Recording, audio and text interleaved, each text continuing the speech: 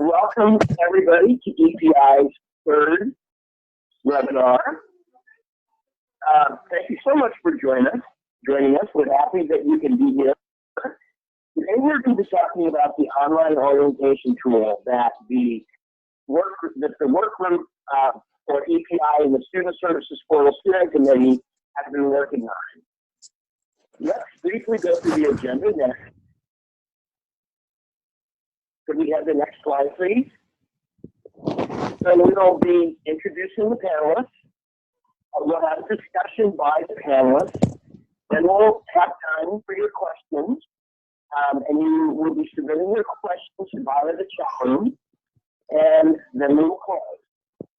So let's get on with the introduction of our panelists. I'm Rich Snodgrass. I am the operations manager for the Ed Planning Initiative at the California Community College Tech Center.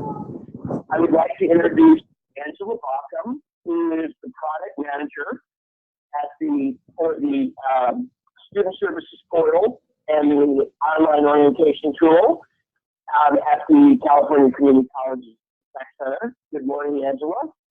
Good morning, Rick.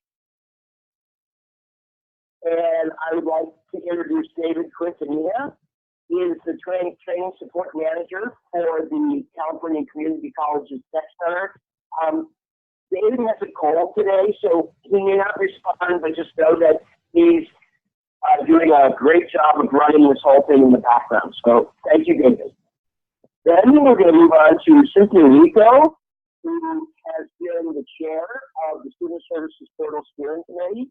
She is a counselor at San Diego Mesa College, and she has done an amazing job of keeping us all on track. Good morning, Cynthia. Good morning.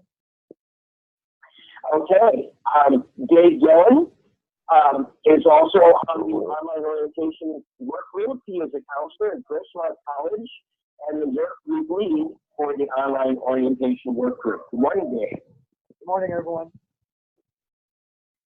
Stephanie Dumont is a counselor at the Golden West College, and she is our co-chair for the Student Services Portal Steering Committee, and is, of course, on the online orientation work group as well. Good morning, Stephanie. Good morning, everyone.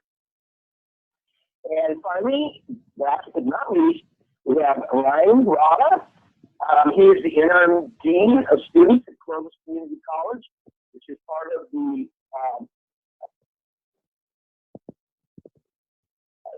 state center system in Fresno, and he is also a member of the online orientation tool work group. Good morning, Ryan.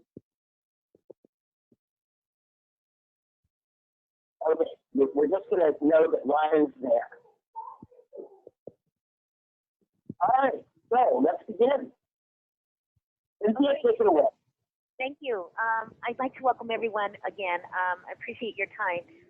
So I wanted to kind of set a little bit of a background, a framework of the Educational Planning Initiative, and how is, if you see on this diagram, how it also ties into other two initiatives that were funded several years ago.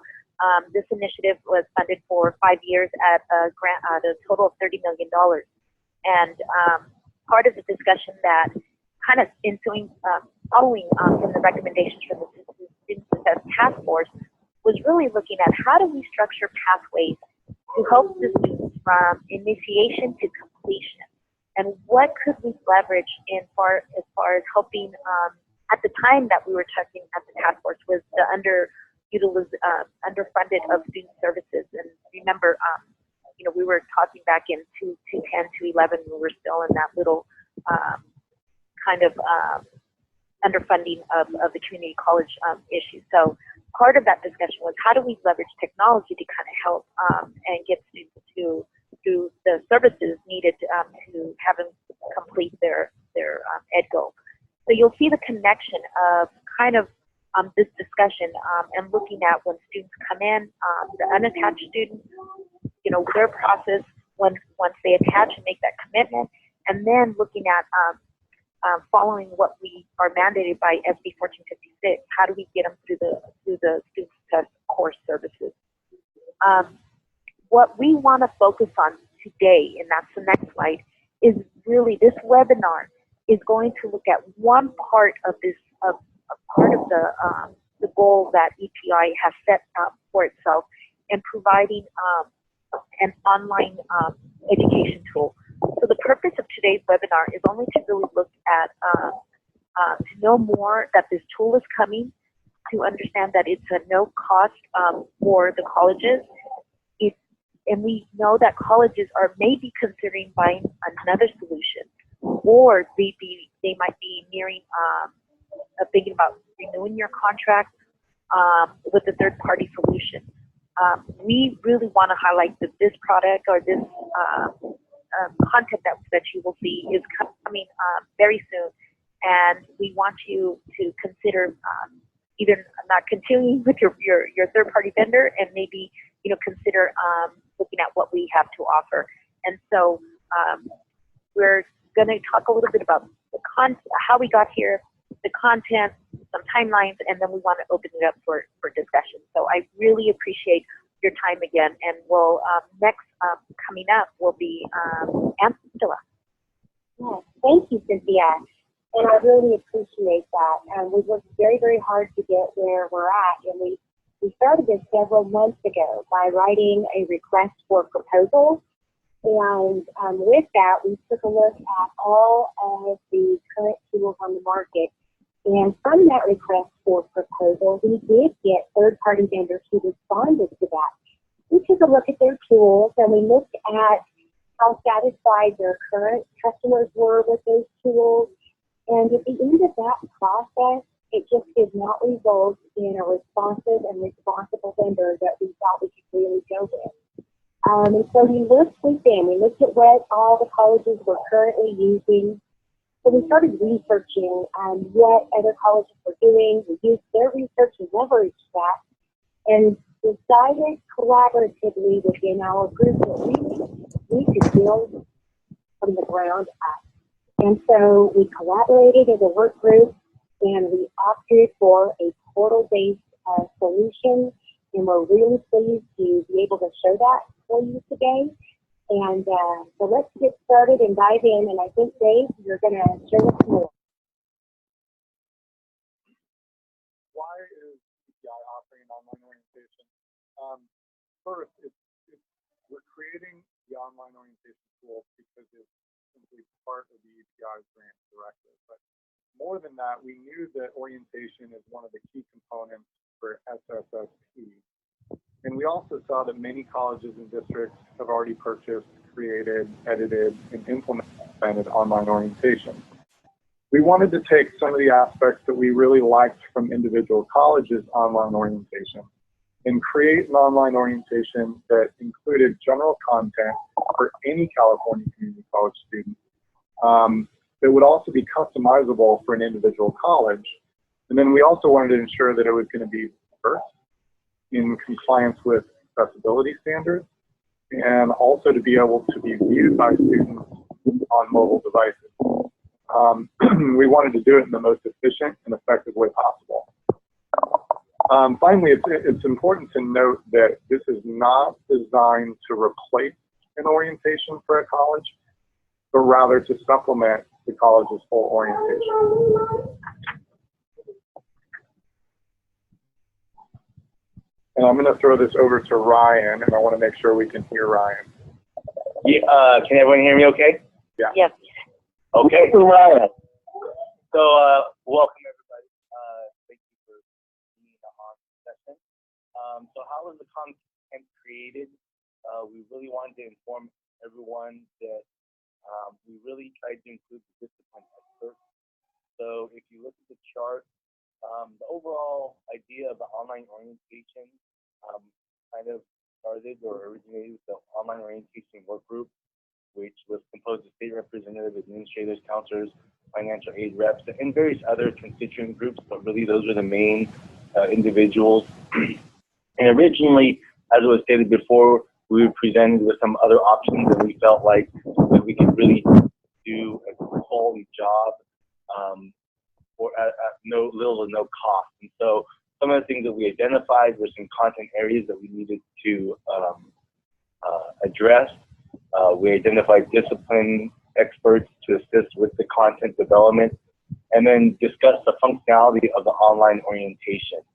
But as you can see, the group really didn't feel that we knew everything that needed to be put into that content. So we actually requested some discipline experts.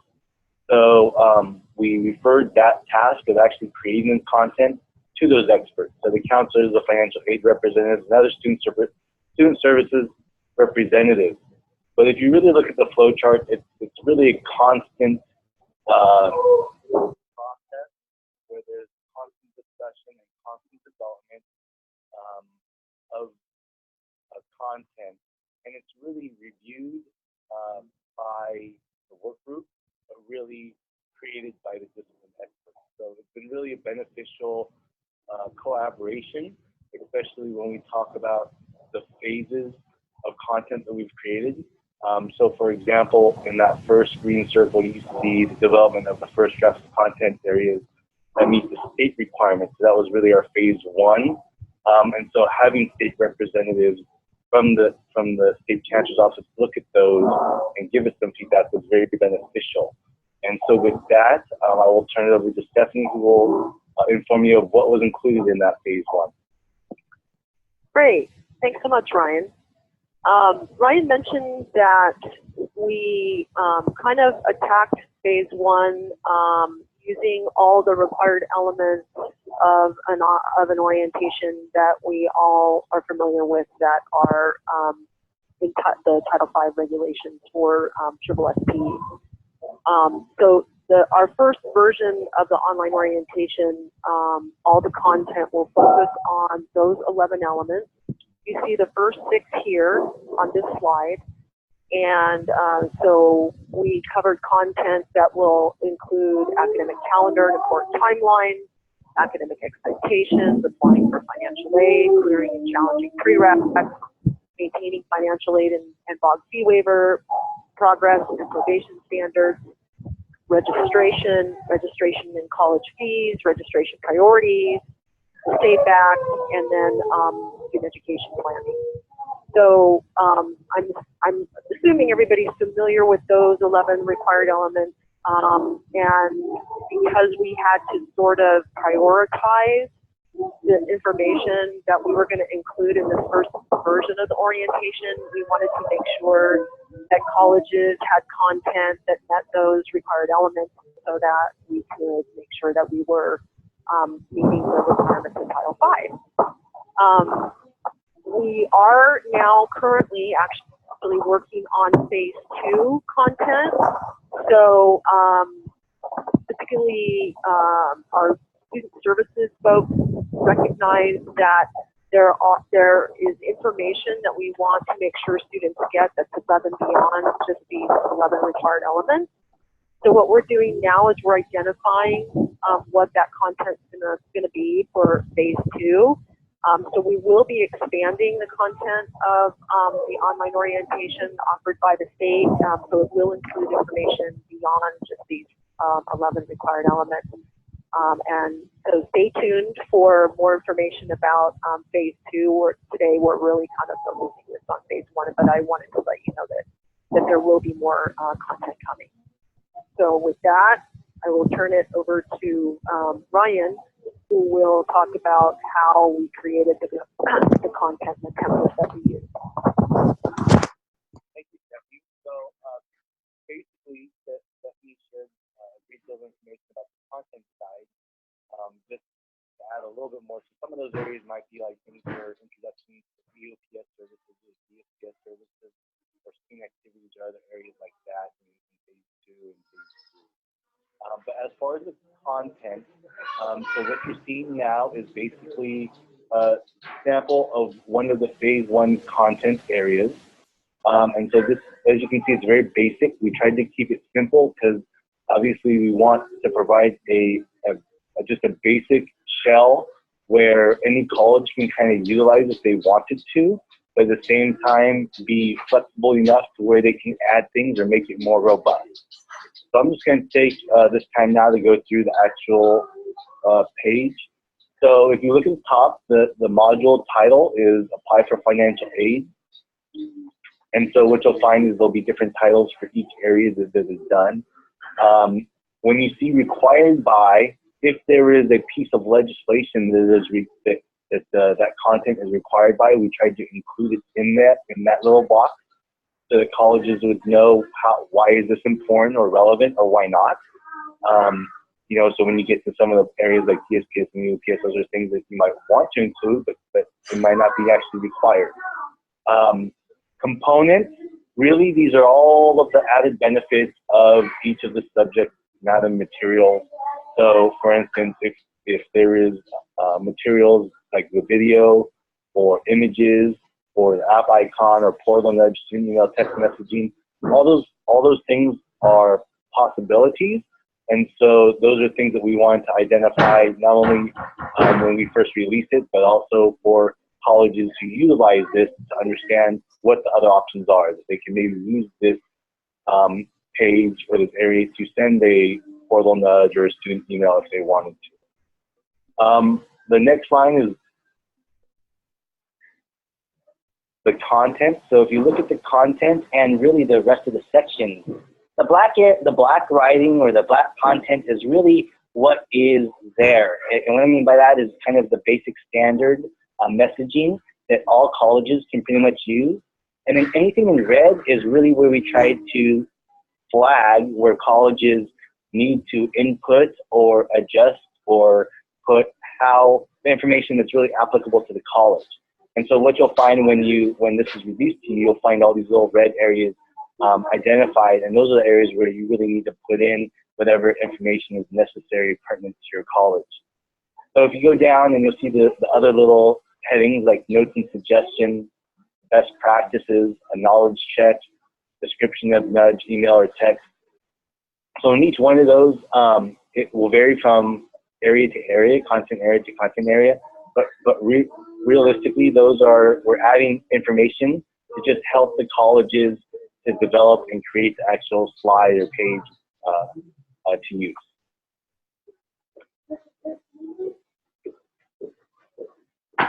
And I will, yeah, thank you. Thank you, Ryan. Yes, that's awesome. And so if we can go to the next slide, this is Angela. And, you know, what you just seen from Ryan was this beautiful content. And, you know, we really worked collaboratively specifications of work groups, which is comprised of experts from multiple disciplines, several of which are on the call today. And what we've also seen is that it's sequential and segmented. So what that means is that a college can choose to use some of our content elements that Stephanie listed out, or choose to use none of them or all of them. And currently we are piloting with our pilot colleges during the spring of this year. And this is planned to be available with our student services portal this summer of 2016. So pretty exciting. You can go to the next slide. So some of you on the webinar today might be asking us, what does this mean for an IT support perspective? Well, the IT support requirements are being refined with our pilot colleges. So we're still working with them to determine the different levels of IT support that's necessary. What's important to note for now are two things. First off, students will access the content seamlessly with single sign-on. So it's using a technology called Shibboleth, and it's part of the InCommon Association. And so that's a consideration for IT to know about. And then second, we will be making content available so that colleges will have the ability to access that content from the Professional Learning Network, which has been created by the chancellor's offices for their community colleges to use. So that's important to note. The third thing is that lastly, colleges will be able to import data for the MIS reporting. So IT staff at the colleges will want to know about that as well. Next.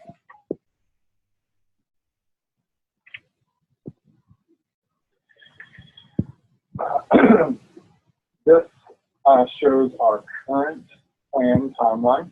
We're currently building the prototype, and then our next step is to test it and try to improve it and we hope to conclude that process near the end of this summer, 2016. We plan on offering another webinar with updated information and further details on implementation. We're targeting between summer 2016 and spring 2017. We will also be offering status updates, recorded demos, and training for the online orientation as we get closer to the implementation stage. Then I'm going to hand this back off to Rick. Hi, everybody. This is Rick. And I just wanted to add one thing that we didn't mention is we are in the process of developing some videos. Angela, do you want to just touch on those videos really quickly? Well, I'd be happy to, Rick.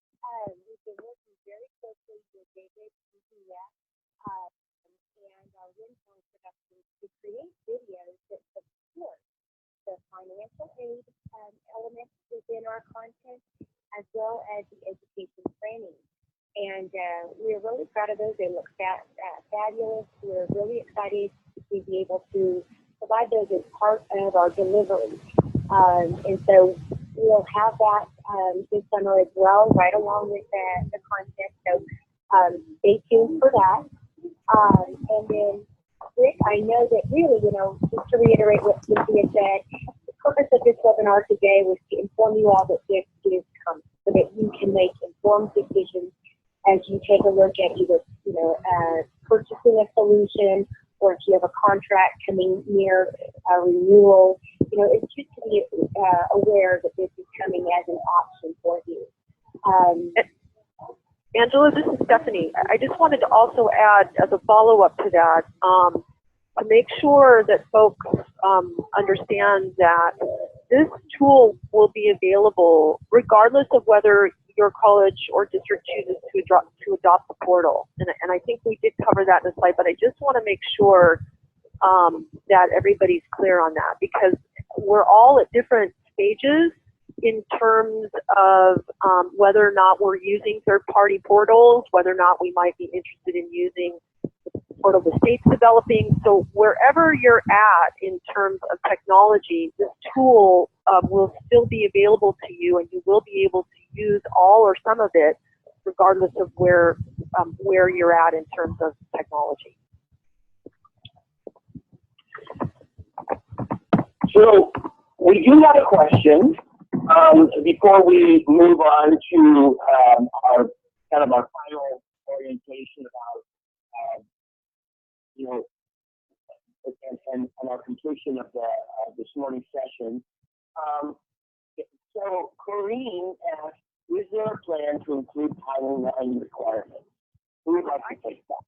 I can take that. This is Stephanie, because actually that was part of slide number 10 in the required elements. Thank you. It's actually included in number 10 as part of the SAVE Act. Sorry. Yep. There we go. Safety, discrimination, and sexual harassment. That's all the SAVE Act stuff. So yes, that will be included. And we have focused actually quite a bit on that particular piece. So excellent question. Thank you for asking. Do we have any more questions out there in the field?